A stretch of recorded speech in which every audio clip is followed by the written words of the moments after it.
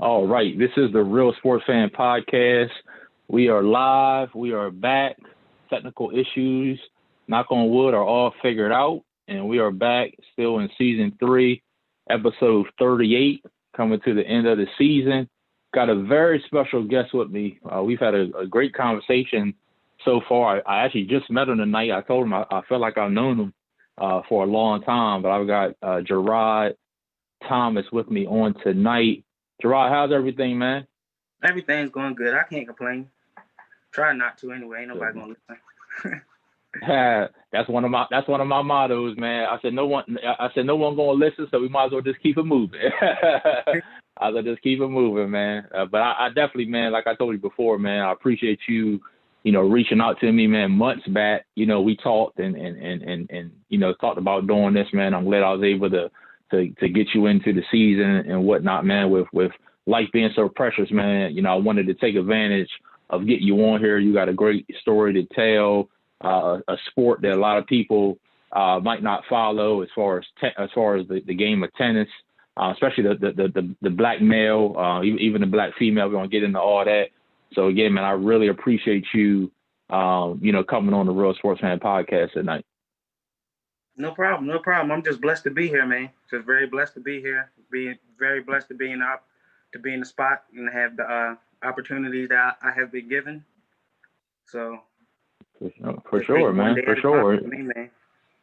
That's all we can do, man. Take it one day at a time. And I know, like you said, you're a big fan of the show. And one thing I always say is, I do this, so you can have your flowers, while you can still smell them right now, to acknowledge all the stuff you've done, whether it's in the sports world, in the community, in your family, things like that, man. So again, appreciate you being on here. We're going to go ahead and get right into it and get started.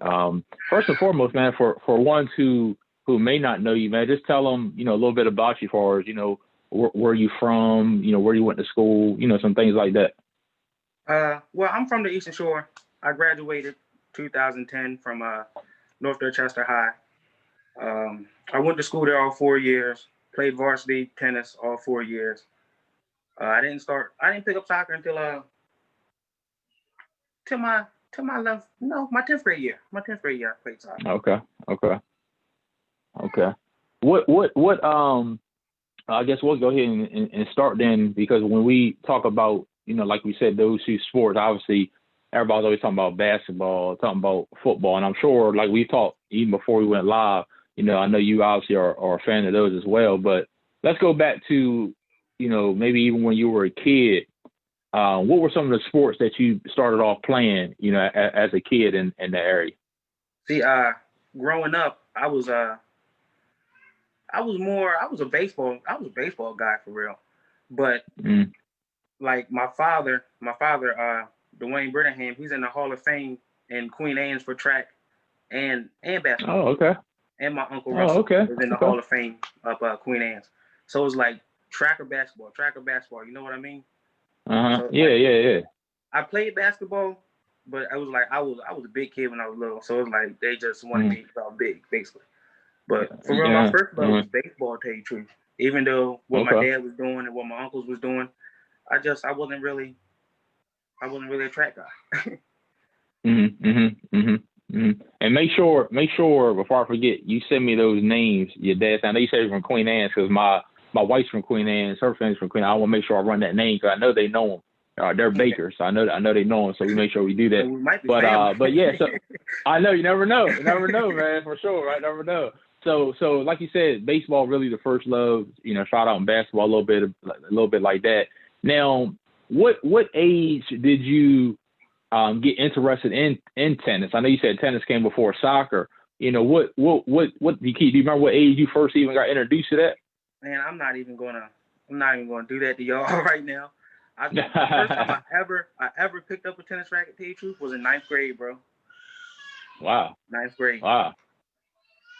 So it wasn't even like you was, a 5-year-old or a 10-year-old and people was going to play hoops or people going to play football and you see the tennis court, you said, no, I'm going to go play tennis. It wasn't until you got to high school that you was like, I'm going to try this. What made you want to give it a try, in 9th grade? because I always loved it. I never played it before high school, but I always loved it. Always watched it. Like one of my favorite tennis players is Gael Monfils. He's a French player, and Andy Roddick. He was a U.S. based player out of Michigan. When I tell you, Andy was like, I thought I was Andy for the longest time. Yeah, like, Andy was a man. Oh yeah. His serves was like, he was busting serves out 120, 125 miles per hour. That's what really made me start to be like, okay, I could use my baseball arm and do damage in the tennis world when I got into high school, because it was like, you got your juniors, your seniors, and all that. You really know, freshman, you're not even thinking about getting a spot.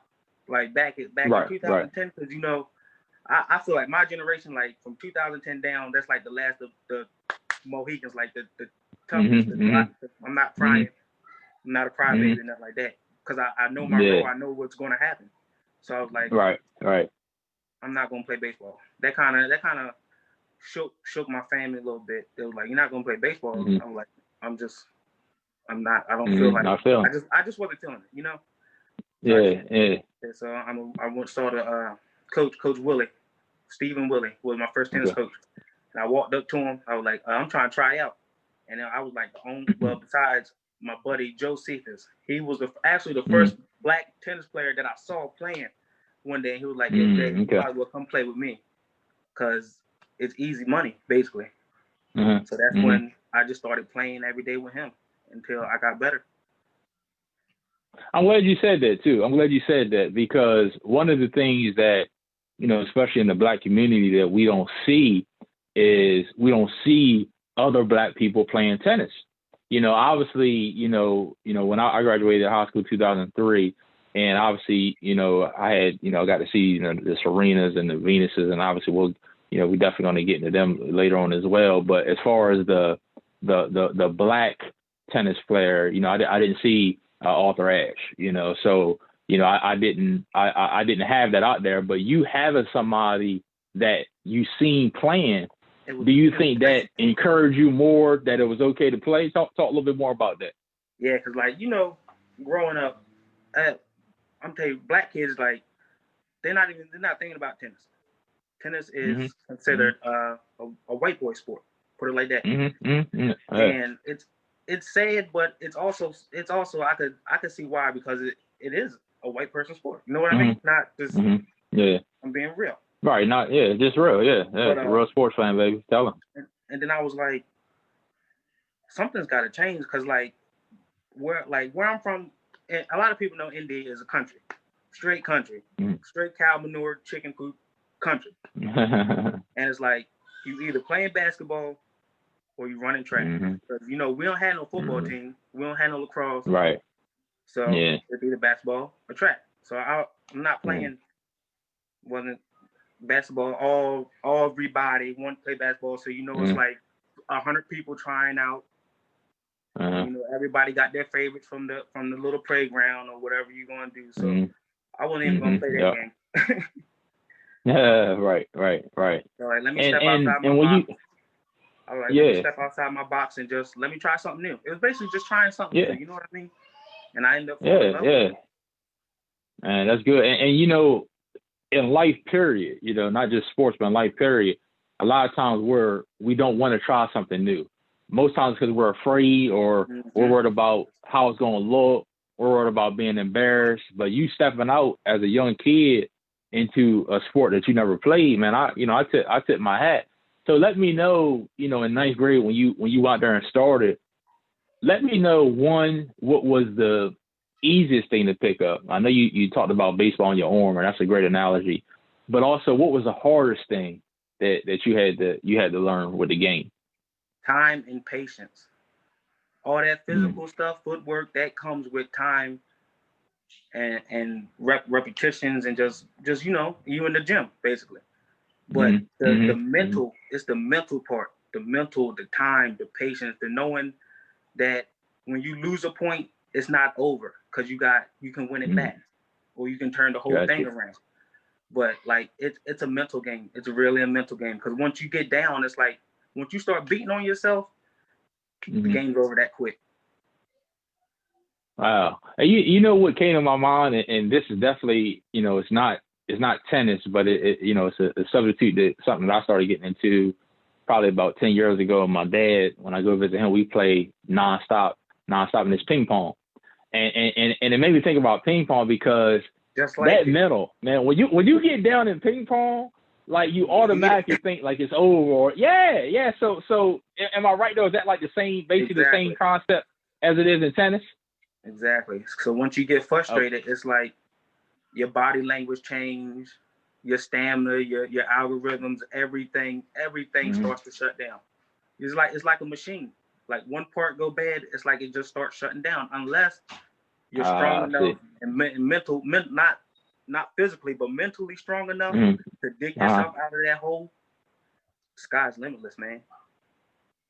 Man, that's awesome. That's awesome. So talk to me about the process and everything you went through. I know, like you said, you started off in ninth grade at North Dorchester playing. Tell me the transition now from ninth grade when you started playing, everything is new. Now, going into 10th grade, like what did you do the summer between ninth and 10th to get ready for now? Because now you knew you was going to play. So talk to me a little bit about that, because I mean, you was on varsity ninth grade, so obviously you had picked it up good. So just talk to me a little bit about the process. That transition, I had to do some self-evaluating, some really, like, 'cause I had to sit down and think, is this the sport that I want to do? Because every kid, every high schooler has that sport that you want to take to the next level, either basketball, football, lacrosse, baseball.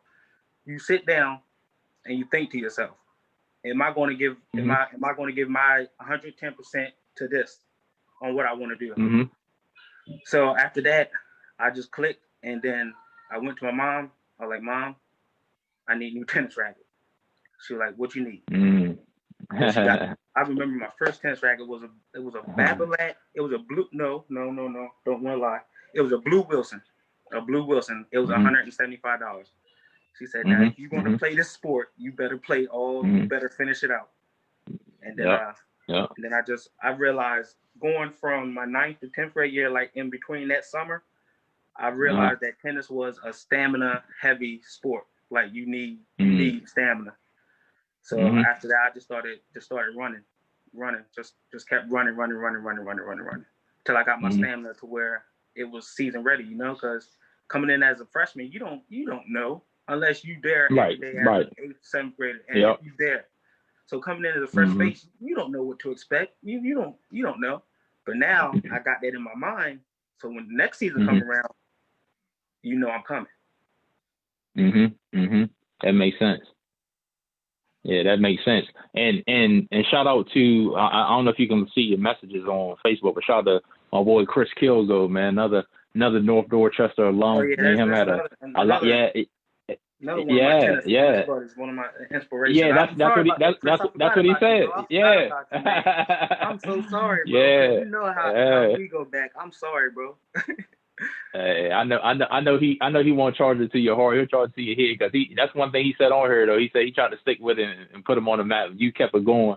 So big up to you. Like I said, big up to Chris, man. We known him for a long time, man. We had a lot of battles on the court. Always a stand-up guy, man. So appreciate you being on here, Chris. But you said it when you talked about the price of that racket. I think you said $175. What you said? Y'all, and those were those two things. I think we've already named them. One, as far as the black athlete, not playing tennis, or the black, even if you just want to say the black male. One, we don't see enough of us playing. That was one, right?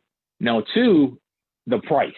Now that's what I want to get into next, is because some of it, you're right. Like when Mom Beak said, hey, look, boy, like my mom told me, if you're gonna be playing this, for me it was basketball. So if I'm gonna pay $150 for these sneakers, you better put the work in. Like, you know what I mean? Sneakers or a baseball bat. That's it, bro. That's it. So talk about the racket. What goes into a good racket, whether it's the brand, whether it's a mate. Talk to me a little bit about that, and I'm also let you know why I'm asking you that. But just go ahead and talk about the racket a little bit. Racket. Hold on 1 second. Let me grab mine real quick. 1 second. No, go ahead. Please do. Real Sports Fan Podcast. We're live. Jerrad JT Thomas. We are here October 26th, 7:16 p.m. Appreciate everybody for being on here. All right, I'm back with my We baby. got the racket. All right, let me see. This one right here, I call her Lucille. This is my go-to. Okay. Okay. This is my custom Speed Pro head racket. Uh-huh. From head to toe. The force on this racket I can use on the force is about 60 pounds. Okay. So when I'm going in, because I'm a big guy, so I gotta have a good racket. If I don't have a good, strong, sturdy racket, it popping like a guitar, pop. like a guitar string. Yeah. And I got Goldilocks right here. I always keep it because you never know when you'll break a string. Yep.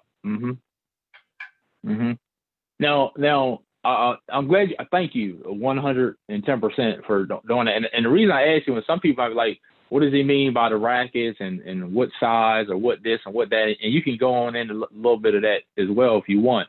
But when I used to work at Dick's Sporting Goods back in the day, and one of the things that I was the only one that could do, and I don't even know, I remember learning it, but I don't know why I was the only one. But I used to string racquetball and tennis racket. And bro, I tell you, I fell in love with it. I never played. Like you said, I never played the sport. Like you said, I obviously started watching it because of Serena. I mean, let's just be real. I started watching Serena. I mean, obviously back in the day, I remember Pete. I remember Andy, and I remember Pete Sampras and those guys, and Steffi Graf, and going back, but really got into it because Serena. So when I used to string these rackets, you're 100% right that every racket has a certain weight or a certain tension. Pressure gauge. Certain pressure. Pressure gauge. So what, for the people that might not know, why is that? Why is certain rackets different as far as the pressure gauge? And like you were saying, one is for this, one's for that. Just break it down a little bit more if you don't mind for some of the ones that might not know. No problem. Like different. Let me see. Let me use my everyday racket. Everyday, like this is my everyday. This is my everyday play. When I go against my kids or whatever, I use this one because I got this one. You can get your racket customly made how you want it, basically. Like I could take the strings out if I want. Like you have nylon, polyester. Yeah. Yeah. And there's some kind of new tech string. I don't like it. It's like you got soft. You can get soft strings, or you can get really hard polyester. See, mine are polyester. I've heard that. For power. Synthetic and all that. Yeah. But you can interchange the grips. You can take the grips off of here, like to your liking. If it's too hard, you can buy softer grips and whatnot. There's different things. Like you see how some tennis players, or you like if you going through the park and you see somebody with a tennis racket, you'll see like a little thing in the middle, like a little circle right here, and that's like a little circle thing right here. I don't have one, but it's called a shock absorber. Yeah, the shock. Yeah, shock absorber. Yeah. Like when you playing tennis, the shock absorber, when you go in, it won't make it rattle. Like when you hit a drum and it got that feedback, you won't get that aftershock. That's what that shock absorber is for. It'll soak all that up, so you can keep a nice firm grip on your racket, so it don't go flying out your hand when you go hit a power shot. Yeah. Now, I do want to get back into high school, but this is for my question now. If you want to get a racket strung nowadays, so like I said, I know they used to do it at Dick's Sporting Goods. I don't know about nowadays. Like, what do you do? Do you string them yourself? Do you take them somewhere? What do you do to get them strung and everything now? My go-to is tenniswarehouse.com. Is all your tennis needs, whatever you need. You just go in and like you can use your weight index. They'll use your weight index for what type of pressure, what type of so I don't know if you guys can see it, but on this side right here, there's like a whole bunch of little stuff. Yeah, it right breaks here. It down for you. Yeah. Let you know the weight gauge and how much pressure you can apply and everything to it. Yeah.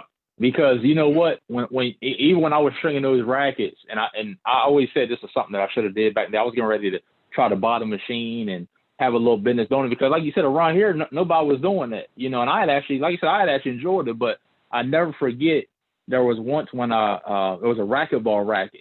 Their tension is a little different because it's a smaller racket. So there was right. So there was an issue with the machine. I'll never forget that we didn't know about, and strung it. And as soon as he went and played, just like you said, the racket basically just cracked. Exploded. You know what I mean? So yeah, man, just exploded. So that was a whole whole different topic. We'll talk another time. But I'm glad you broke that down, because rackets are very important. You just can't get any racket.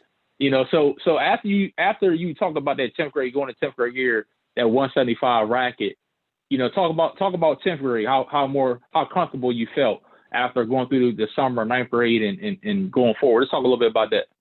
10th grade, I finally started getting my groove. I finally got some of my buddies, Dwayne, rest in peace. Brandon, those two of my back buddies that didn't have nothing else, but I said, so let's go play. It was their first time ever playing too. So after 10th grade, I finally got to start. I was starting 10th grade. I was starting second doubles. So you got in high school, back in the day in high school, you had your number one singles, which is the best player on the whole team. Okay. Number 2, 3, 4, 5 goes like that. Then you got first doubles, then second doubles. Now, when we get into it, the format has changed, but back then that's what it was. So like from second doubles is like your freshman, sophomore, the bottom of the pole. You gotta work your way up. And the only way to work your way up is if you challenge people. If you challenge that person, you beat them, then you take their spot, and it keeps going like that. So I stayed on second doubles most of the year just to get the feel of varsity play, because it's fast. It was fast. I was scared. I bet. I bet. I mean, how fast are those balls coming from people that don't know? I mean, the serves and the speed of the ball. I mean, how fast are some of those balls coming to you? Because your hand-eye coordination got to be, oh man, it's got to be on point, especially on sunny days.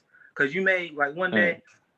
Okay, I'm gonna break it down. Like we got this guy named Hugh. You might know Hugh. Hugh Mayhe from Queen Anne's right now. He's the number one two-way player in the state. I would say in my eyes. Oh, okay. I'm sure, definitely. I got the number one 1A player. He's the number one two-way player. He's from Queen Anne's, but his serves is out of control. I know his serve has to be at least 110. Nobody, I have not seen, besides in states, them boys across the bridge, I have not seen nobody around here return his serve. I don't even want to say, hey, let's just hit around to embarrass me in front of all my people. Wow. But like so for high school, I have to say the average speed, it depends because like you got your number one, that's your top player. So I would have to say it could go from like 70 miles per hour, then go down towards the rate. Okay. You know what I mean? Okay. Yeah, I remember, like you said, I remember about the singles and about the doubles, and also they had mixed doubles. I had one of my guests, Brandon Yost, from St. Michael's. He did mixed doubles. Yeah, real good dude. And then also one of my good friends who I'm gonna try to get him on here next season, the great Brendan Kincaid from Cambridge. I know you know him. I mean, you talking about, oh my God, I mean, you talk about somebody incredible. I'm gonna get into tennis, that too. He was an inspiration too.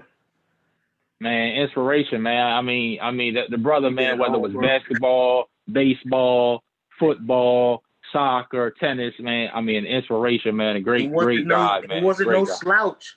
Even with one on, it wasn't no slouch. You did not take him. No, he wasn't, bro. No, he wasn't, man. I remember the first time I played ball against him, and I was wondering that same thing, man. Hit the three right in my eyes.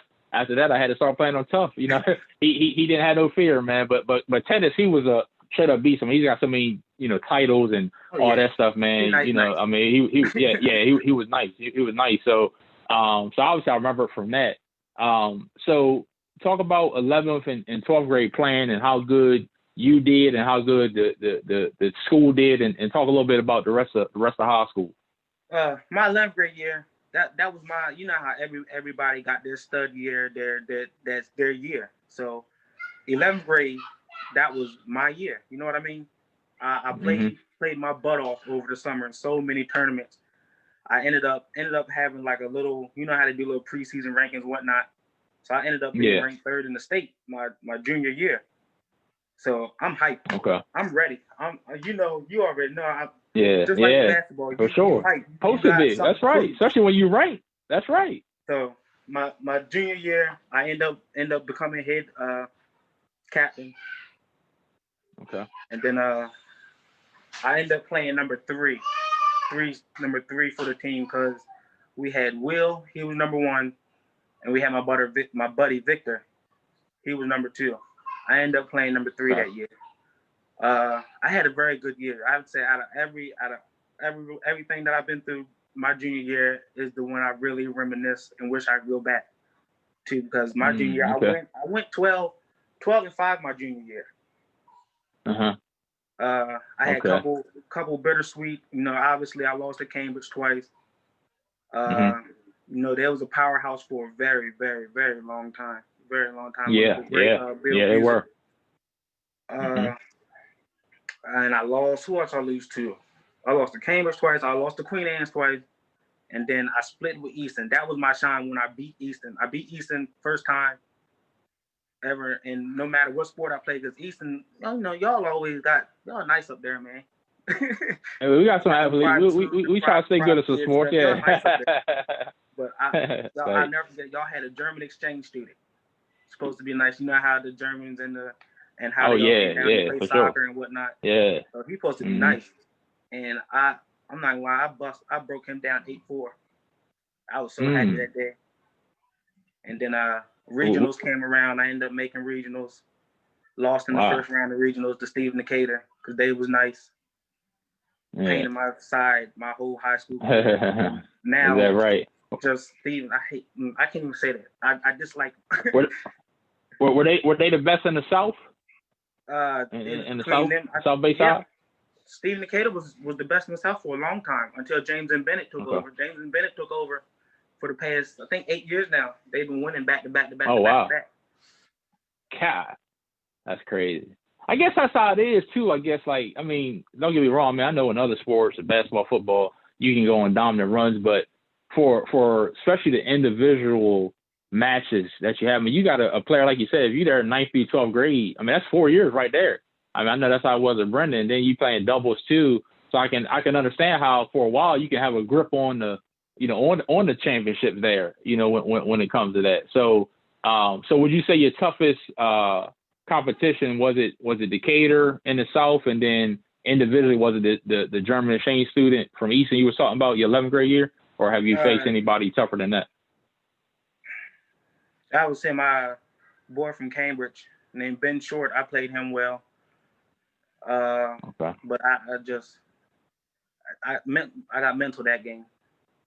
Because you already know how the rivalry by itself will make you just on edge all day, just waiting, watching the clock. Come on, 3 o'clock, hit.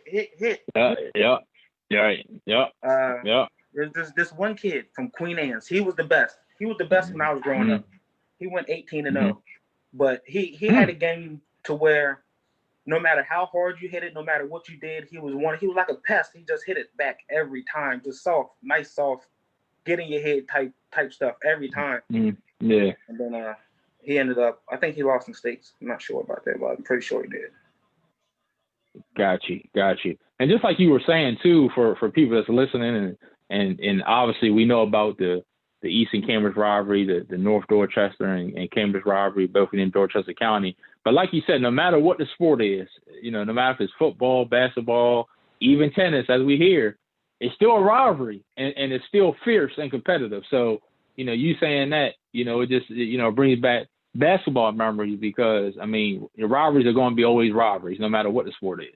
No matter what the sport is. What are, I would say, before we get off of you playing and go into a little bit of coaching, what would you say, some strengths and weaknesses are, even of your own game at that time? Maybe it was something you did exceptionally well that you say that when you're teaching the next person, you obviously teach on that, or maybe it was something that maybe you didn't do as good, where you teach someone, you say, well, I want you to do this better than me. What were, maybe one or two things, if you could think of anything. I'm trying not to put you on the spot. You good. I'm built for this, baby. Yeah, I know you is. That's what I said. Let's get it. I would say listening to my elders. That's a big thing. That was a big thing. I wish I could go back and listen to the older guys tell me, bop, do this, that, third, instead of being hard-headed. Oh, I'm smelling myself right now, so like I don't need nobody advice. I'm the man, basically. But like, I got you. It's a big thing not to get cocky. Never underestimate who you play, or what you do, or how you carry yourself. Because my senior year, oh man, I had a slump. Oh wow! Oh really? Like it was to the point where I had colleges looking at me to get full rides to play tennis.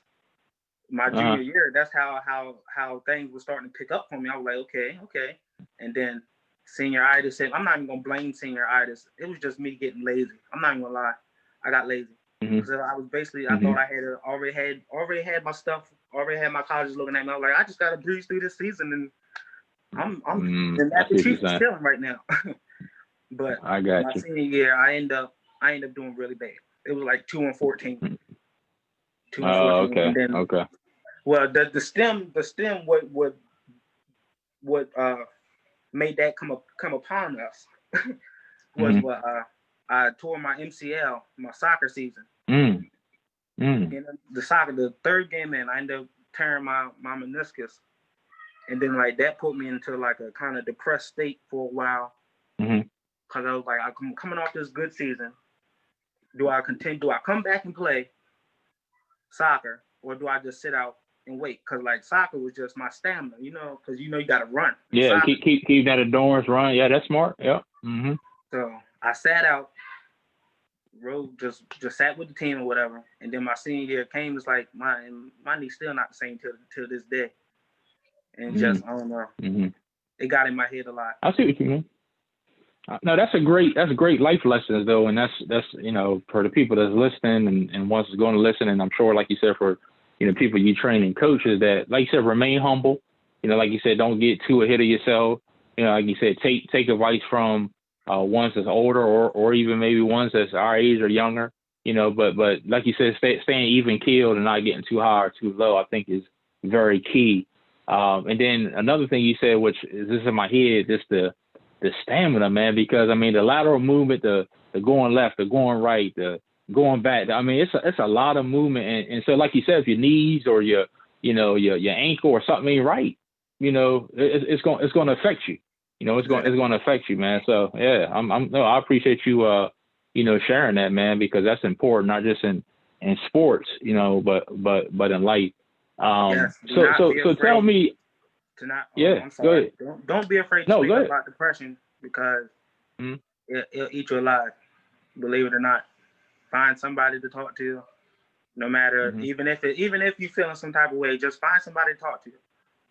You know what I mean? No, I'm so glad you said that. Just be there. Yeah. Yeah. No, I'm so glad you shared that, man, because I've had a couple episodes on mental health, man, and mental health, especially in the Black community, is so important. So many times that, we keep things inside. It could be stuff that was in our childhood that we never talk about. And as we get older, it keeps us in that depressed state or something, like you said, it's happened to us in sports or in life, period. Could be an injury, could be something on our job. And like you said, we don't talk about. So like you said, man, I appreciate you saying that about, that depressed state. That you basically, like you saying, that you were in, because of that, so I appreciate you, even sharing. How did you get out of that depressed state, man? For one's listening, how did you get out of that? That's important that you came out of that. So how did you get out of that? Man, I don't even know how I got out of it, to tell you the truth. It's just, I just sucked it up one day. I was like, look, you can't keep moping about what if. Yeah. You know what I mean? Yeah. Because everything happens for a reason. God doesn't make no mistakes. You know what I mean? Yeah. So if it wasn't meant for me to go undefeated that year, or go to win the states, or do whatever, it just wasn't meant. Yeah. So I had to really come to conclusion with myself and tell myself that you just gotta relax. Just take it one day at a time, like I said earlier. One day at a time. That's it. And I'm glad you said that, ended with that, because I was going to say, if you didn't say, I was going to say, when you came on here telling me about how you dealt with it, because like you said, one day at a time, man. When people, all you can do in life here is just take things one day at a time. Can't worry about tomorrow. Just got to deal with what's in front of us, man. So no, I really appreciate you, genuinely, sharing that. So what was life like after high school? Obviously you were talking about, the scholarship you thought you was going to get and things not working out. So after you graduated, what was next for you? I was supposed to go play in college. Eastern Nazarene College in Massachusetts. It's a Christian school. I was supposed to go there on a partial scholarship, I guess you want to call it, not a full ride. I still had to pay, but I don't know. I just didn't go, and that's another thing I wish I could go back to do and just went, because like going back to my knee situation, I said, if my knee not right, what's the point of me going up there and riding the bench? I'm not going up to no Massachusetts and riding no bench. It's cold up there for one. I'm not, yeah. I've always had that mindset, like I'm not a bench rider. I'm not riding the bench. So, but now that I think about it, now that I'm older and more mature, man, I should have went up there and rode that bench like a cowboy, like a G, huh? Because it would have been a great. It would have been a great experience for me. But I don't regret nothing about it. I did like after I graduated, 2012 came around. I went and tried out for Chesapeake soccer team. Ended up making the soccer team. Started for goalie. Well, tried out for goalie. Ended up making goalie. Ended up tearing my meniscus again. 2012, fooling around with soccer. So I was like, look, I just can't. I can't do it. I need my legs. You need your legs. Yeah. Either get rods and screws and pins and plastic all in my knee, or get the simple procedure and just let it grow back on its own, heal on its own, basically. Right. And I didn't get to touch on soccer a lot, but I mean, you obviously were a real good soccer player as well as tennis. I mean, being able to go to Chesapeake and play. Talk a little bit more about soccer. I mean, what made you fall in love with soccer, and also was it just goalie that you played? I've got a sister in California that's very good in soccer. I mean, she was a beast, so I'm definitely familiar with the sport. So just talk a little bit even about that sport. How you got into that and everything that happened. I always play soccer. See, all my buddies and stuff, we always used to play soccer, like backyard soccer for middle school and whatnot. My 9th grade year, I tried out, didn't make the team. Obviously, I ain't had the stamina, and I was a punk. I just quit. So I was like, I went back my sophomore year. I'm not a quitter. So I was like, went back to Coach Murphy, Michael Murphy, my man's right there. Always grateful, ever grateful for Mr. Murphy, forever grateful. He was my middle school math teacher and the varsity soccer coach. So I ended up making JV my 10th grade year. Played. I'm the biggest one on the team. I'm swole. Everybody asks me, why are you not playing football? Man, that's the first thing they always say, don't they? Right. Not trying to send me Cambridge, knowing I'm from up this way, up Hurlock way. She is not trying to send me no Cambridge. Right. Yeah. Not even the fact of me being scared, of her being scared, because you already know. Back in the day, if you from Easton or if you from Hurlock, you was not walking through Cambridge. Bro, I told people all the time, man, it was different. It was different. I know things now, are crazy, but man, back then you wouldn't think about that. So yeah, go ahead. End up playing, fall in love with it. Then my junior year came. I played JV a little bit on my junior year, and then I started getting. Coach was like, "Okay, Jay, what you want to do?" So he puts me up top. Cause I'm fast. I'm one of the fast. I'm big, but I'm very, very light on my feet. I'm very fast. So you use your speed, and I'm gonna put you up top. I was played right wing my whole rest of my career for soccer, and we ended up had a good team my junior year. Yeah, my junior year had a good team, very good team. End up making it all the way to the regional final, losing to Pocomoke, unfortunately. We ended up playing in the stadium in Salisbury, and that was special too, because the game before that we played Kent County. We beat Kent County on what you want to call a buzzer beater. So I remember it like it was yesterday. I was on the right hand side. My buddy Juan was coming through the middle. Juan Guzman. I hope he's watching, because he could tell you this himself. He was running through the middle. I shoot a shot about 25 feet out. She's a rocket. She's going. I'm thinking she's going in. I'm like, oh, I'm ready to be the hero. Bing! Hit the top crossbar. It comes flying out this way. Good thing he was following up, and he ended up hitting the game winner. And wow. Then we ended up going to Salisbury Stadium and ended up playing Pocomoke, but we lost to them.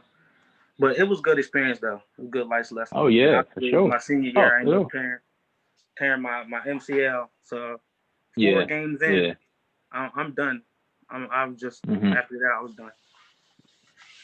I'll tell you though, man. Even though it stopped like that as far as you playing, man. I mean, that's a huge accomplishment, man. I mean, anytime, like you said, what you accomplished in high school with tennis and with soccer, like you said, making it to regionals in both, and then like you said, being able to go to Chesapeake and play. I mean, you played in college, so that's something you can check off and you can be proud of. I mean, I know it's something I'm sure you tell your kids and stuff like that about, because you've done it. Even though you might didn't end how you wanted to end, like you said, everything happens for a reason. And that reason, as we transition, is coaching. I mean, you got into coaching. Tell everybody, for the ones that don't know, what made you get into coaching, and also when you started. Because I'm not familiar. If I'm correct, I want to say it was 2017, 2018 when you started coaching at ND. But I might be right. I might be wrong. I had to go back and retract myself because it's been a minute, but. My first year, well, let me get to your first question. I'm sorry. What made me get into coaching, after I realized, like, I'm not going to be able to play professionally, semi-pro, just take it to the next level, I just figured, like, why not take what I know and my experiences or planting trees? You know what I mean? So there you go. Because my motto is, I can give you the blueprint. I can't show you how to build it. So I just love kids too, man. I just want the kids to just want to be somebody the kids can look up to. You know what I mean? Like not like a mentor, just like hey, Coach JT, how you doing? Role model to them, man. Yeah, for sure. There's nothing wrong with that, man. And I commend you because, I mean, you're still a young man, and for you, even at a younger age, to want to coach and be there for kids, man, where a lot of people would be, running the streets or doing something else or just not even doing nothing. Just like, even though I played, I'm good, I'll keep it to myself. But the fact that you're like, well, even though I didn't start till 9th grade, y'all can start, younger than me, and I can help y'all in different things like that, man. So, I'm glad you shared that. And how did you start? What year did you start coaching and get into a little bit about that as far as coaching? I first started coaching with me and my fiance, we sat down. It was like 2016. I was like, babe, I really wanna get into this coaching stuff. I feel like my heart is in the right. Like I felt good about it. Like when your heart just feels warm, and you just feel good about something. It's just something you got to pursue. Yeah. So I started off with youth league, coaching youth league basketball here in Cambridge. Ozil, that was the name, Ozil. We ended up had a little team. I'm gonna say 8, 7 group age, 5, 6, 7 around that group age, and we was like the bad news bears. We was stunk. But after that first year, like each year I grew. As I grew, my kids grew. Cause like as a coach, you have to grow. You can't stay in the same spot as a coach. I've been realizing that it helps you grow as a person, period. You can't stay in this time lapse where you just want to stay one way. You have to take criticism. I take all criticism. Bad criticism is great criticism to me. I feel like bad criticism is better than good criticism, if you ask me. Yeah. Because it gives you something to think about on the outside perspective. That's why I love outside perspective, because with outside perspective, you get unknown, you get real answers instead of people that's around you like, oh, you're doing a good job. Keep it this way. Don't switch up this formation. And the outside let you know, yo, bro, that is not going to work. Yeah, you need to change. You need to change that. Yeah. I feel you. Yeah. But and those are the people you want around you too. Huh? I'm sorry. I was just saying those are people you want to. No, you good. I cut you off. That's how it's my fault. Those are people that you want around you. I was just saying that's going to tell you, how it is. Yeah, basically. And after that, I go year 2. I go to coach youth league again. That was 2017. Yeah, 2017. Then 2018, I coach again, youth league. But now I'm coaching in Talbot County with Marty. I have run into that buzzsaw a couple times. We ain't gonna talk about that. But him and his pesky son had me had me growing gray hairs on the sideline one game. Yeah. We're gonna say that story for a different day. Shout out to Marty. Yeah, shout out Marty for sure, man. For sure. And then after the kid, like, cause I started getting, not even gonna lie, I started getting complaints of me being too hard and too rough. Like, you have different definitions. People, you see the face, you see the face, you see the face. Thank you. Talk about it. Talk about it, man. Yeah, talk about it. Like, bro, I personally don't feel like I was being too hard on kids, but I guess from people outside, I was being too hard. But I feel like if I'm not gonna be hard on you, who is? Who is going to install them life lessons to where you're not going to get fed with a silver spoon? I don't care if you are the number one player in the state. You got to show me why you are the number one player in the state. You know what I mean? So, and that I just said, I can't deal with the younger. If I had to, I would, but I'm comfortable where I'm at right now. What age group was that you were doing where you was getting those complaints, if you don't mind me asking? Like, it was from 5 to 8. 5 to 8. I feel like you getting ready to go to middle school, 5, 6, you 3rd, 4th, 5th grade, you getting ready to go try out for middle school teams, and then you got to start. I know kids, I have 3 of my own, so don't get me wrong. I'm hard on them just like I'm hard on everybody else's kids. But you got to start installing things early. You got to start installing that early, man. You better. Discipline. You better. Early, you know what I mean? Because, I mean, you can learn it. Anybody can get discipline at any age, but it's better if you already have your foundation set. So by the time you get ready to hit 9th grade, you already know what to expect. You already know what's going to happen.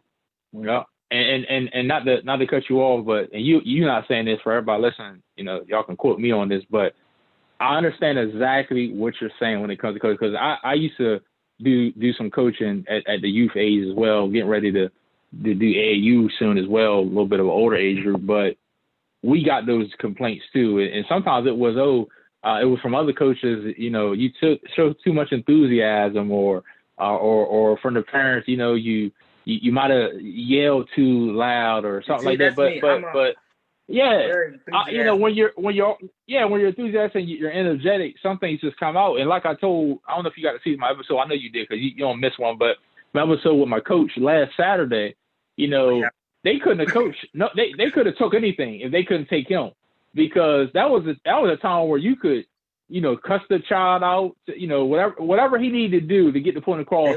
My mom was fine. They would let you do it. Out of love. At the end of the day, it's out of love. I'm not trying to hurt you in no type of way. If I gotta get a-hole about it, some kids it's crazy, because some kids you gotta be that a-hole coach to get through to them. Some kids you don't. You gotta be that soft. Hey, how you doing?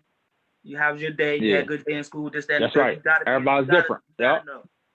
It's balanced. Everybody's different. And what I'm saying is, for everybody, I'm not saying anybody to cuss a child out, because I don't believe in that. No. But I can talk. I just want to let them know for me. But I want to let them know that it's still a way to show discipline, or to talk to them in a way to get their attention. And that's all you saying, to get their attention. But don't worry about that. You know, even if that happens in the future, just keep going forward, man, because that's gonna happen, man. I told my buddy, you know, I said, man, we started the AU thing. I said, before we even talk to the kids, we gotta talk to the parents to let them know, you know, how we gonna draw that line. You know, so we ain't got the parents saying, well, what about my kid this, or what about that? You know, the parents are really the ones that you got to talk to, you know, because you never know what's being said, you know, when you get home or stuff like that. But go ahead, you're take me on my soapbox, right? when parents ask me that, when parents start giving me all the questions and ask me that, I don't want to sound rude, but I'll be like, I got this. It's okay. Yeah. No, you're right. Let me coach. I'm not going to tie them up. I'm not going to do nothing crazy. I'm not going to kill you. Exactly. I love it. It's out of love. They're in good hands, man. Just relax and let me do what I do. The state, the Parks and Rec, the school board, nobody would trust me if they didn't believe I'm doing what's best in your interest. Yeah, and when you see it, when you see, and at that time, I mean, I'm 35 now. At that time, I was probably 24, 25. So especially when you see a younger black male, you know, that's hooping and hollering and the same. I mean, it's just how it is, man. But I'm glad you kept going forth. So talk about coaching that age to going to high school.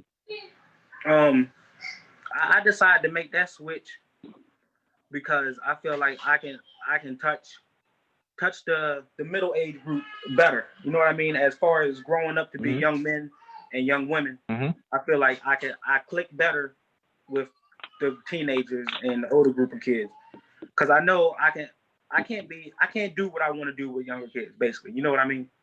But with the older kids, I know what you mean. like I can really put my foot down and be like, I can yoke you up and be like, yo, we gotta get it together.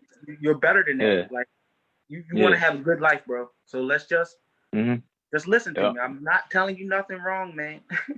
Yeah, I got you. Just listen to me. And talk about you know, the move to North Dorchester. Was it just tennis at North Dorchester, or was it tennis and soccer? It just started out as tennis. I started my first year at ND was 2008. I had to not pull teeth, but I was just very consistent about that position, because I just like that was 18, because that was me. That was my thing. I did tennis, so I was like, why not get ND to where they had never been before? So right. I had to badger, email. I'm bothering the old principal like I'm just bothering her. She would have thought I was a state employee the way I kept emailing her. So I finally got the email back. And then my first year, it was just ended up being a blessing. You know, your first year coach, you put high expectations on yourself. You know what I mean? You don't want to look bad in the community eyes. You don't want to look bad to your AD. You don't want to look bad to the principal. You don't want to let the kids down. So my first year, I struggled. My first year, I really struggled. As far as being a coach and dividing that line of coaching and friendship, because you got to find that line. You got to get that respect. You got to set that off. First and foremost, you got to get that off the jump. You got to set that boundary, of that respect boundary, because we cool, but I'm not your best friend. You got to also respect me, even though I'm young. Right. And y'all can relate to me, and we all know TikTok and Twitter and everything, but we got to keep it professional, and we just got to get it. It's got to be respectful to each other and not cross that line, because it's a very, very, very, very, very, very, very, very, very 100 more varies. Very thin line. That boundary is a very thin line, and it is. No matter what type of situation, like you gotta not watch what you say, but you just gotta change. It changes you for the better, though. You do. Yeah, you're right. It does. You definitely watch more of what you say, and especially in that environment and what's around you, and you know, the community basically on your back and stuff like that. So that's great, man. And for everybody that's listening, you know, now you're at CSD. What made you move from ND to CSD? One, obviously we talked about the rivalry. You know, even though now as we get a little older, you know, it's a little different. You know, I talked to Marty about this a couple weeks ago. You know, he was in Easton, now he's Cambridge. You know, we don't look at it as much. You know, someone goes, but what was into your move? You know, from that school to that school. Let me jump to year 2 real quick. My bad. No, sorry, go ahead. Also, when I felt like I had a lot of weight on my shoulders when I first got hired at ND, because I was the first black head coach for tennis there. So you know, like that's first black head coach. First black head coach. That's awesome, man. Go ahead. I'm sorry. And that just like that by itself puts a lot of weight on your shoulders, even though it may not seem like it, but like it does. Oh, it does. So my first year, we end up going 2-14. So I'm starting to get. I don't know if I'm cut out for this. So I suck it up, scrap everything, rewrite my game plan. Year 2 come, I'm ready. I've got my notes. You wouldn't even believe it. I got a playbook for tennis. I got notes. I got everything, videos, all that. We end up having the best year in ND boy history. My second year coaching, end up going 8-8. Third, never been third place in the Bayside rankings ever. Never been that high. We were just doing it, and we end up going. It started it lit a fire under my kids, because we went on like a 5-game winning streak, and that's never been heard of. at Indy. You know what I mean? Yeah, so man. It's Yeah. it just started something, and then we end up getting third place in regionals. I mean, yeah, third place in regionals because in regionals you get your teams from across the bridge. You already know the team. No matter what team you play, them teams from across the bridge already know they're gonna come down here and smack us because we from the shore. Yeah. Already know. Yeah. Same thing with basketball. Same thing with tennis. They already know. Yeah. That's why Ken Island's so good because they're so close to that bridge. They got that connection. That's a good point. Yeah. So we go to regionals.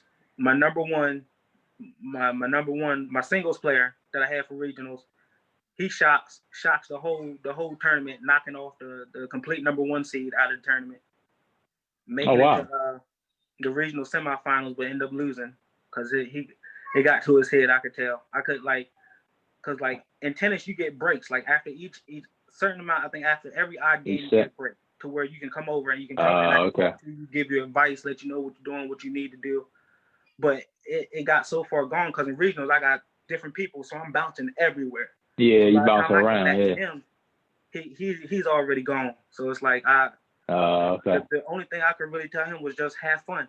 You know what I mean? I couldn't really pull up no stats strategy because once you get to a certain point to where you so far gone, you're not going to listen. You're just going to do what you want to do. Going to do. But where was the regionals at? At in Glasgow Park in Cambridge. Okay. I was just one. Okay. And my doubles team, we had high expectations for my doubles team. We won our first round.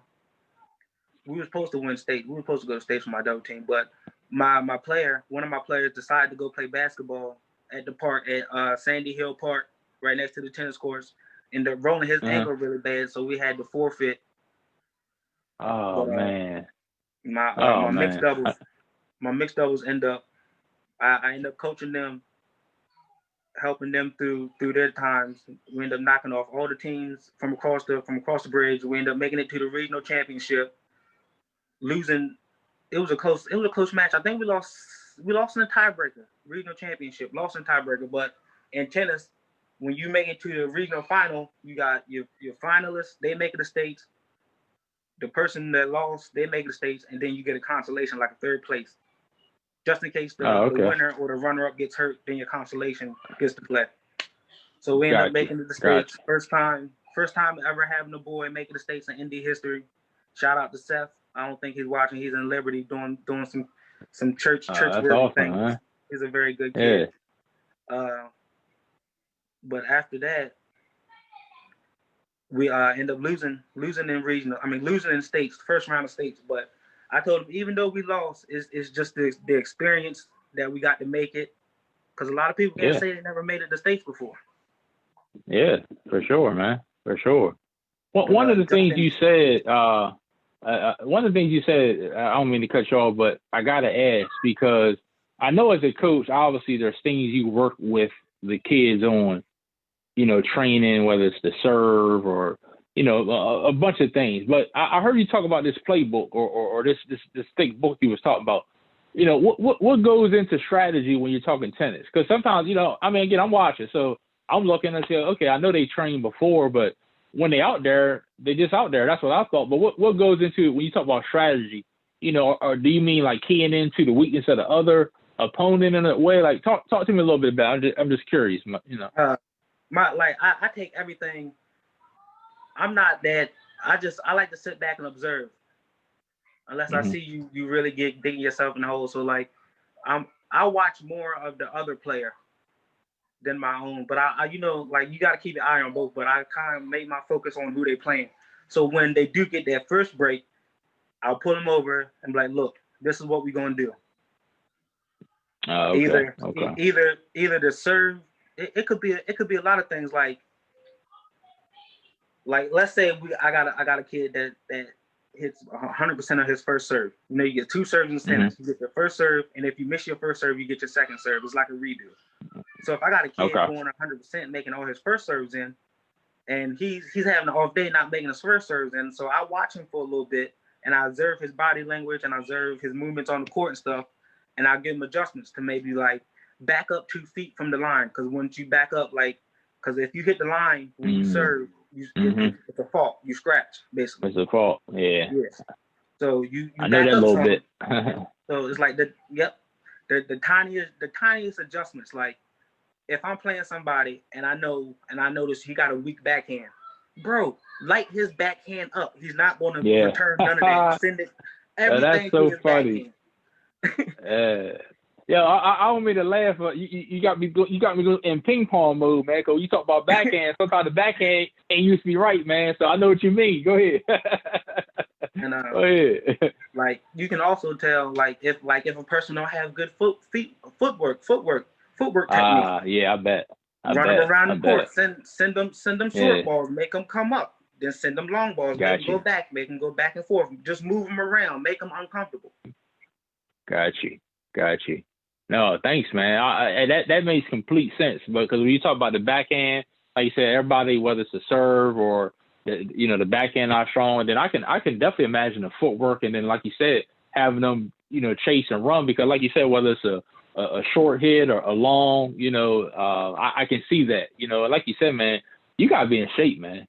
I mean, you got what type of things do you do with them to help them get in better shape and stay in shape? Like what kind of things are you doing? Is it all cardio? Is there some strength things with your legs? Like, just talk to me a little bit about that before you move on. All right, I can give you a perfect breakdown of my practices. Okay.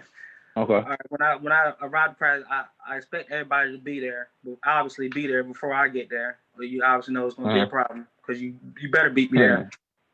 Anyway, I get my captains to stretch everybody out. I make sure everybody's stretched out. You make sure you stretch your lower body, make sure everything's stretched out.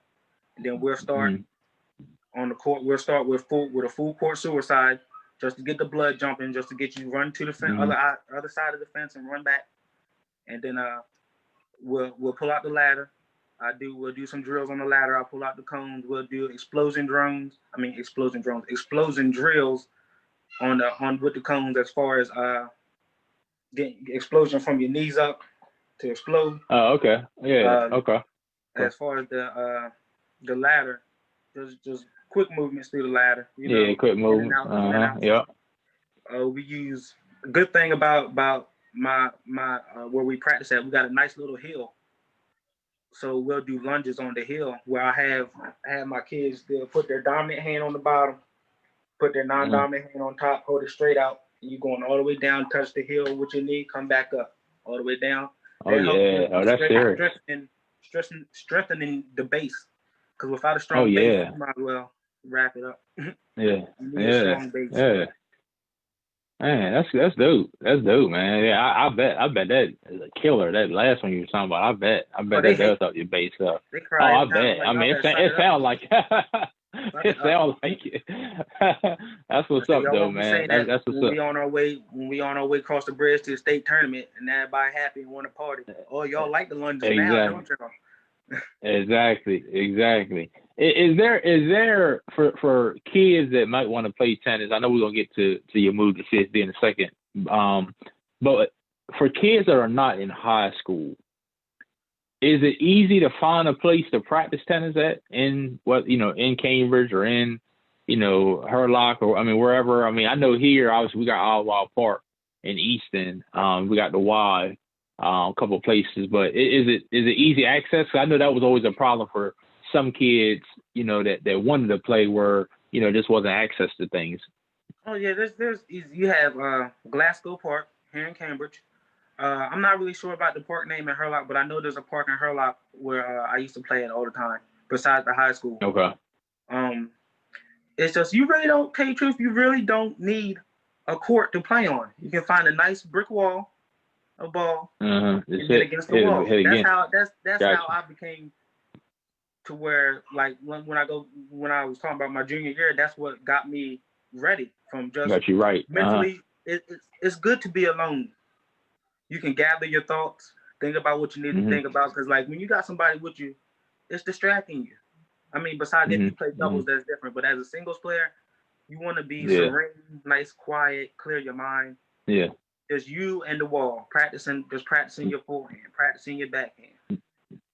So I would have to say, the courts are good, but the best place to really play your game is a nice brick wall or the side of the house if you're allowed to, which I don't think nobody. Yeah, if you're allowed to. Nobody parents is going for that one right there.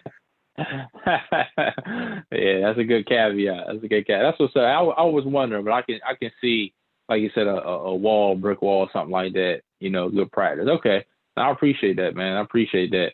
So what prompted the move to CSD, leaving Hurlock, leaving obviously the school you graduated from and going to CSD? Well, I had just got a new job working for CSD. I'm assistant teacher at CSD, helping special education children. And congrats. It was because when I got the job, I was coaching JV last year with Coach Shane and Coach Gabe at North Dorchester. So It was like, do I stay with them? Because because tennis was my main thing at ND, because we getting interviews from Channel 47, this, that, and the third. We getting newspaper clippings, we getting everything. So I was like, do I still run off this energy, this train that we on for tennis? Because knowing that I would say we was next up, put it like that. Yeah. To take control of everything. But I ended up getting this new job, and it weighed on me a lot, because the kids that they're seniors now, I was with them when their freshman year. So it was like I grew a bond with the kids that I didn't want to let them down. But I also know that I have a life outside of this, and I got to think about my well-being and my family and whatnot. So with that how that change came about was it was just, I sat down, talked with my fiance about it. She was like, are you sure this is something you really want to do? I was like, it's very more convenient for my job, and I don't have to, I didn't mind going to Hurlock every day, you know what I mean? That wasn't the point. It was just what was convenient for my life, for my structure, the way my life was structured, because my daughter, she went to the elementary school right next to where I worked at, so it was like perfect. Oh yeah. So that's what really, it wasn't like, oh, Cambridge is better, this, that, and the third, Cambridge is this, that. No, it was a life personal move. decision for my family to move down to Cambridge. Got you. And tell everybody the what you're doing there as far as, is it just tennis? Is it tennis and soccer? Tell everybody what sports and when you start. First of all, shout out to Coach my AD Ote for putting faith in me, because I wouldn't have the opportunity if she didn't ask me in the first place. She was like, I got an opening. I feel like you the right fit. Let's win these chips. And that's all she had to tell me, basically, because it's like, I was at home at ND, but then it was weird because I felt home at CSD too, knowing damn well I hated them deep down inside, but I was like, it's not like what everybody talked it to be. It's not what it right. Exactly. Yeah. I got a lot of friends from Cambridge, so I know exactly what you mean. I've known them, a lot of them, 20 plus years, and it's always been the same. So, like I said, it's different. It's different. It's definitely different. Man, so that's awesome, man. That's awesome. I done learned some stuff. I done definitely, and not just, from the tennis world, but also, you didn't taught us some good life lessons, as well, which is important, man. And you even hit on mental health, which is key. And we didn't even talk about that, did we? We never talked about, mental health and not like that. Yeah, I know. That's what I said. Let me finish this. Oh, go ahead. Yeah. This my fault. It's just a lot going on. You got me excited now. I think we're going to be on here too. Oh, you good. Go ahead. Oh, we good, man. Right now at CSD, I am the varsity head coach, the varsity head soccer coach at CSD. I'm also the head tennis coach at CSD.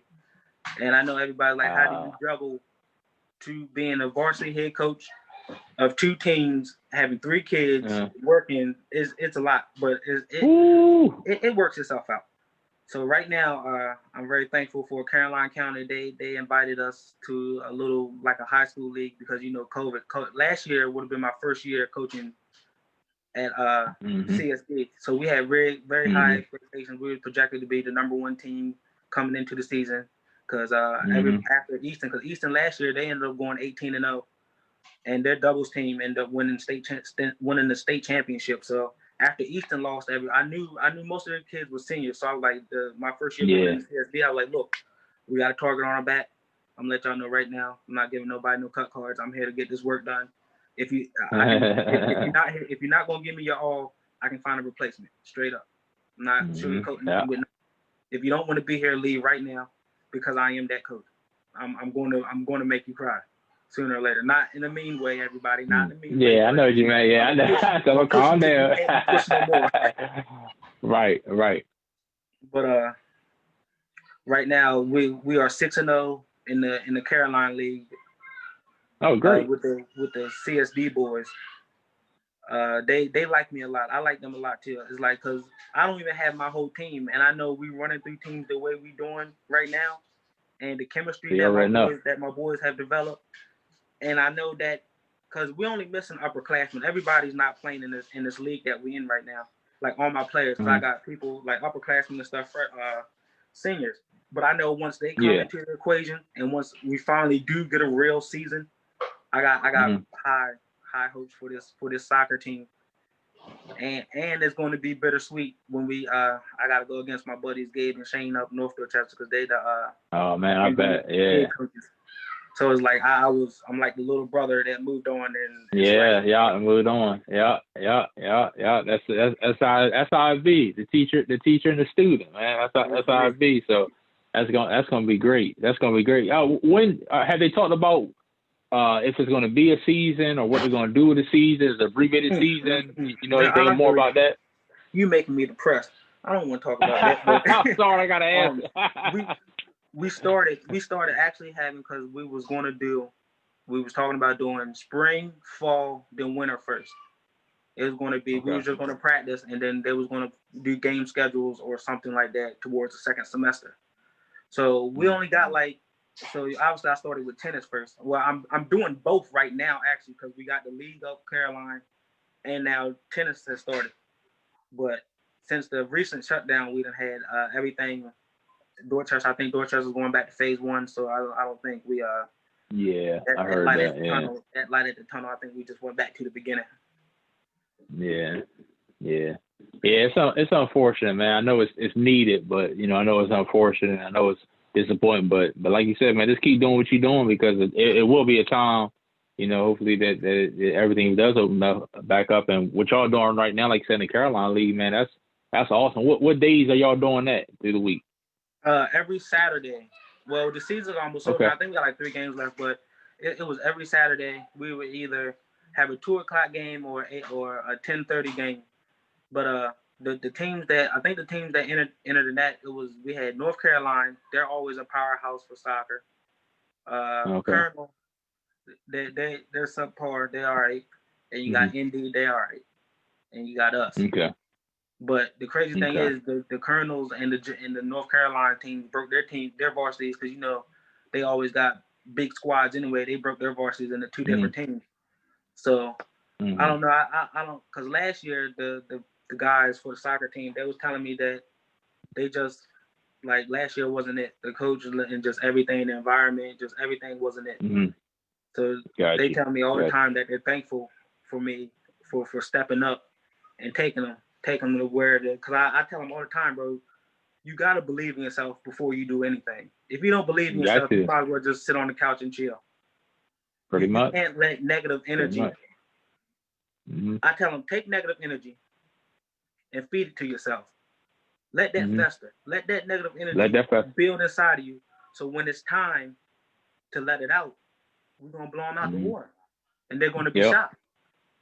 Yep. I like that, man. I like that. You made me want to come play for you, man, and I'm older. So I like that. You definitely motivating it. I mean, like I said, man, in all seriousness, like I told you before, man, you teaching these kids great life lessons, man. Like, you teaching these kids, things that, are going to stick to them as they get older. Like I said, and I'm sure same with you, you think back to some of the things your coaches told you, it might have been about a sport, but it was a life lesson that helped you along the way. And that's what these kids are ready to take away, man. That's what it's all about. You give them back. You give them back to the community and to the kids, man. So, like you said, man, I definitely salute you. What about tennis? Did they know anything yet about tennis this year, as far as how that's gonna go? No, I don't know. No. Yeah. We started practice for like a week and a half, and then they just shut us down I think it was last Thursday. They shut us down. Okay. I don't even know. Yeah. And the crazy thing is, like I stated earlier, I got the number one player for 1A in the state of Maryland at my disposal, and I can't even unleash them on nobody because can't even unleash. You know what I mean? Yeah. So it's like that's tough. You wasted 2 years of working to get where you wanted to get. Well, I'm not even gonna do that because I'm not even gonna take no credit at all for his accomplishments because I'm just here to make sure you finish doing what you got to do and build on from what you to be better than what you was before. You know what I mean? Got you. Yeah, right. So I just feel bad for the kids, man, for like the incoming juniors and the seniors that's really got something that they depend on sports. Like a lot of kids, like a lot of people don't realize a lot of these kids depend on sports, man. They really depend on sports to either if it's from getting away from home or staying out of trouble. A lot of kids depend on sports. And it's hurting a lot of kids. It's hurting a lot of kids.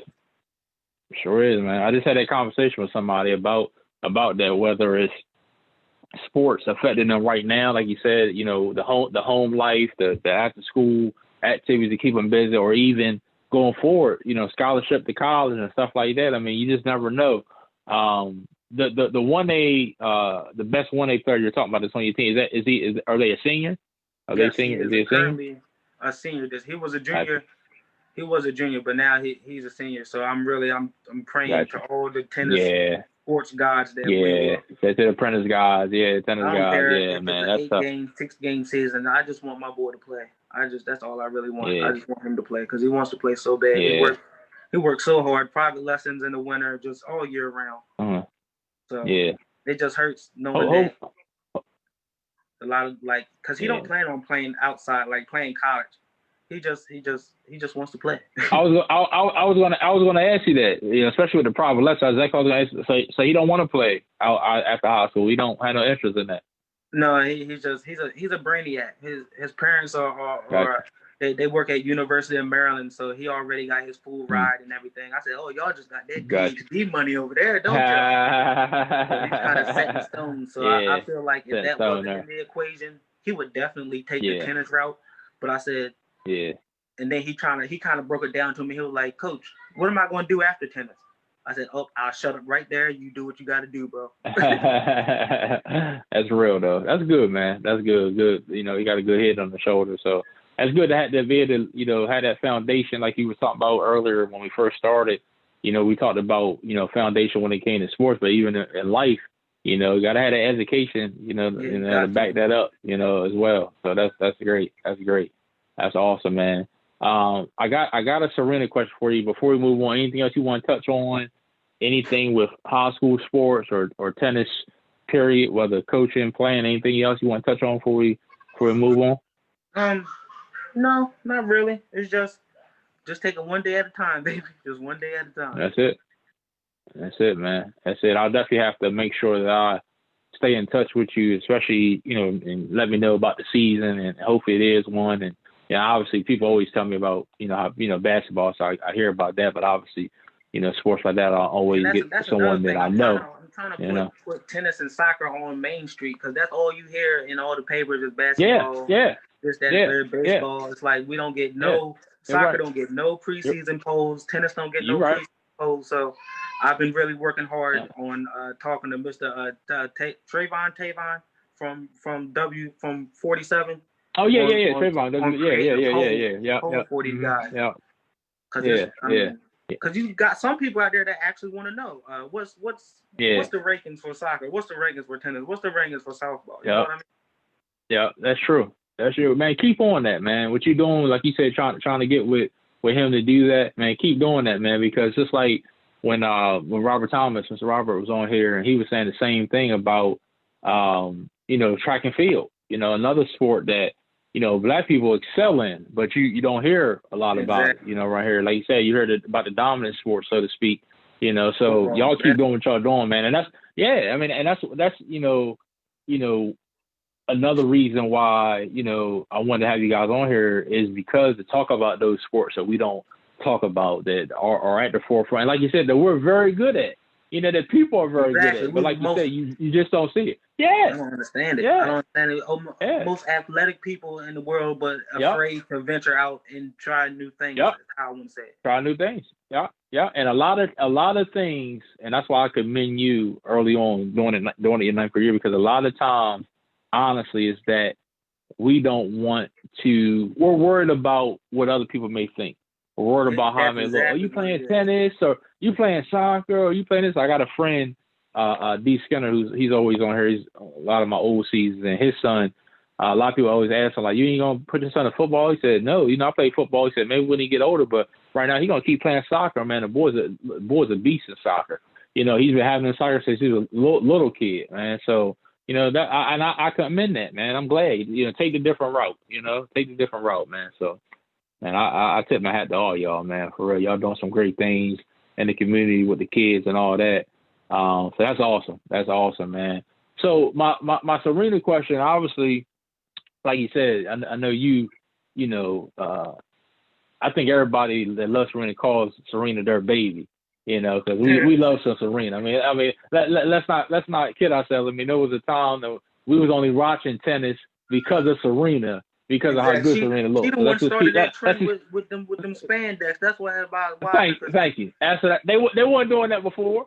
They weren't doing that before. I don't remember seeing them other ones doing that. Not at all. Not at all, man. Not at all. She so like I say, major trendsetter, man. Yeah, trendsetter, man. When it comes to women's tennis and fashion, and then obviously her play speaks for herself. 23 Grand Slams, and then obviously you got other ones coming up, like you said.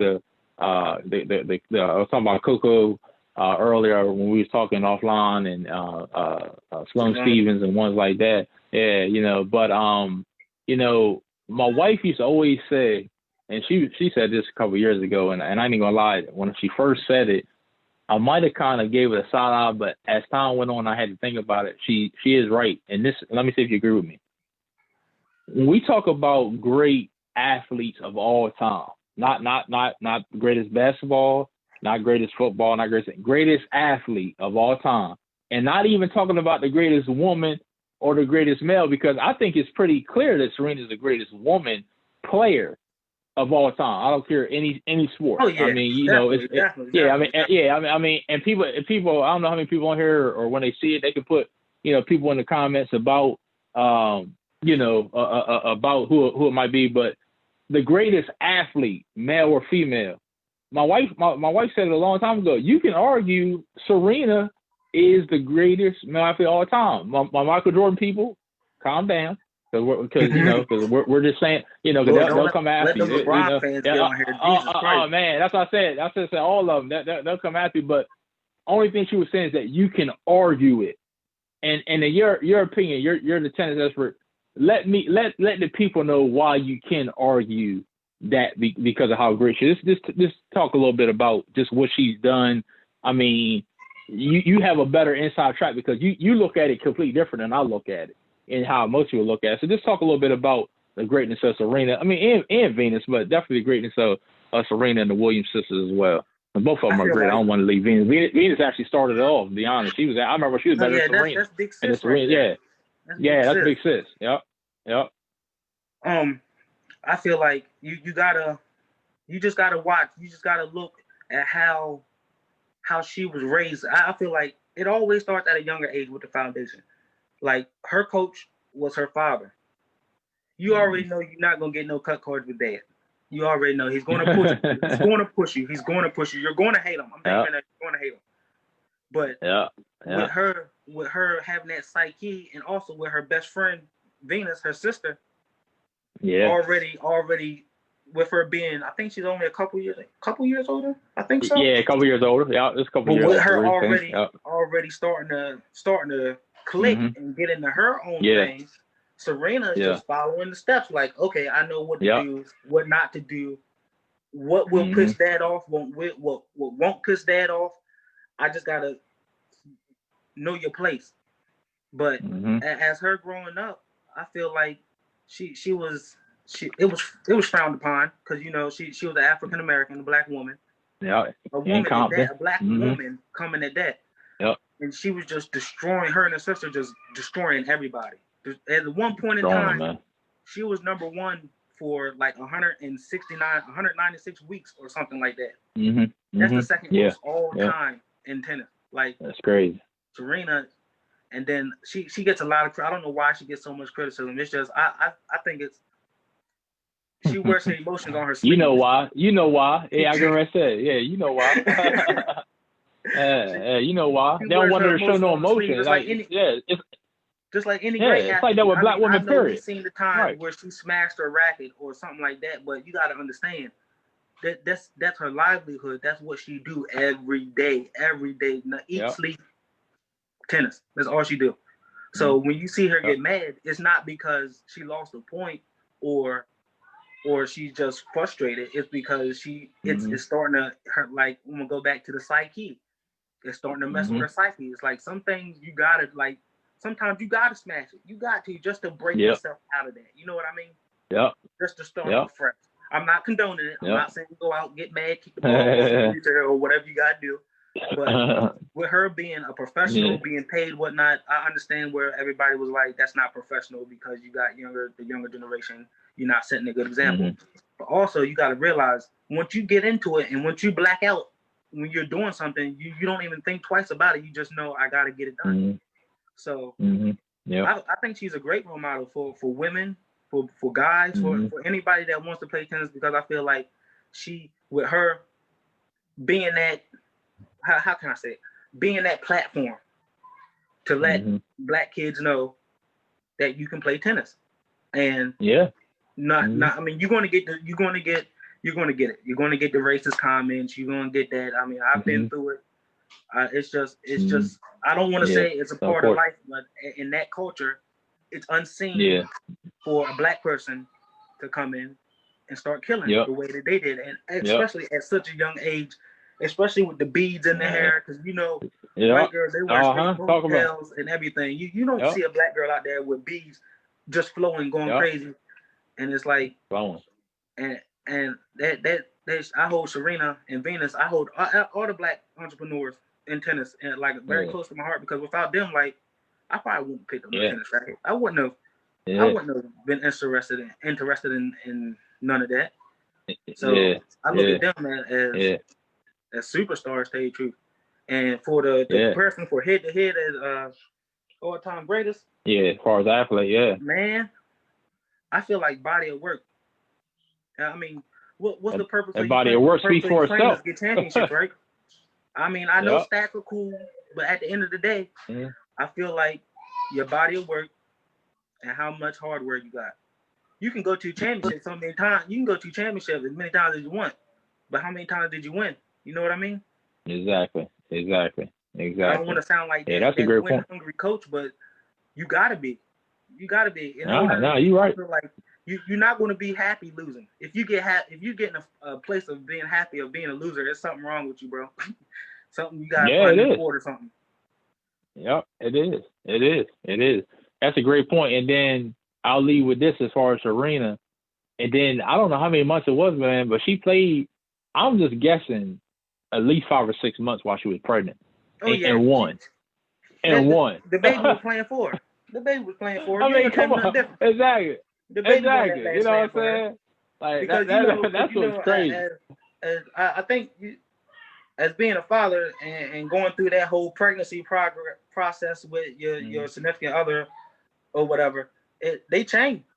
They get stronger. They get smarter. It's like they transform into a whole different person when a female get pregnant, and it's like she didn't, because I know she had to be tired, bro. She had to be. That fatigue had to be setting in on her.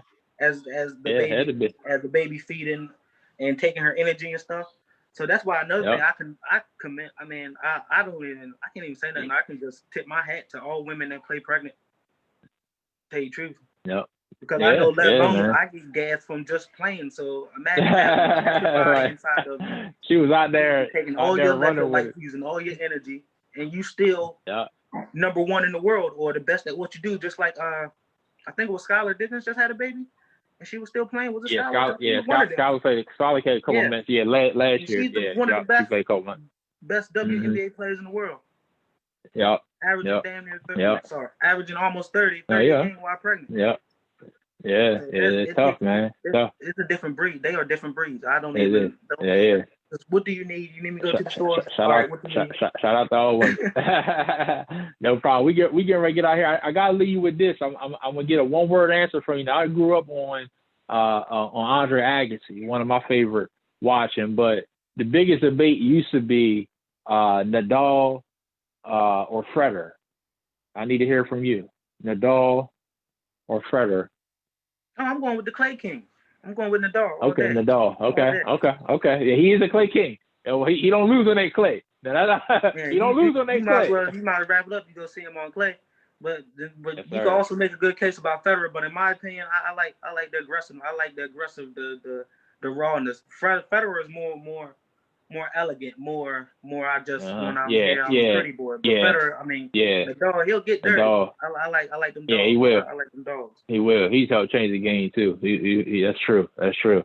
Man, I tell you, man, this was fun, man. JT, man, I really appreciate it, man. Like you said, man, hopping on, and like you said, man, from when you sent me messages months back, to supporting every show, to sharing every post. Like, trust me, I see all that, man. Like, that's a big, I don't take that for granted. I don't take it lightly, man. So I just want to thank you again, man, for all you done to help my show, for all you done for the community. Keep doing what you're doing, man, and the sky's the limit, man. Anything you want to say to the people or anybody that's watching, man, before we get out of here? No. Well, I got a couple shout outs. Shout out to Gabe and Shane as usual, because those were my guys up in there. Shout out to my AD Ote. Shout out to wifey and all that. And I'm blessed, very, very blessed and thankful for you having me on here. Because like I told you in the beginning, you could have said no or this, that, and the third, but I'm really, really happy I got to share a little part of my life with everybody that wanted to watch it. Man, definitely, man. Definitely. Hopefully, next season come, and hopefully after all this COVID and all that, maybe next time we can get together in person, and hopefully it's the season. We can talk about the season and some of your players and really get in depth with it as well. So, we had to look forward for that as well. Yeah, most definitely. My fault. All right. You good, man. You good, bro. I definitely appreciate everybody listening. This is a Real Sports Fan Podcast, episode 38 with Jerrad JT Thomas. We're getting off of here. Look for me on Thursday at 7 o'clock for the NFL Roundtable. Appreciate it, JT. Have a good one, bro. Baby. Be blessed. Appreciate it, man. All right, Stay man. blessed up, man. All right. Appreciate you, man. Peace.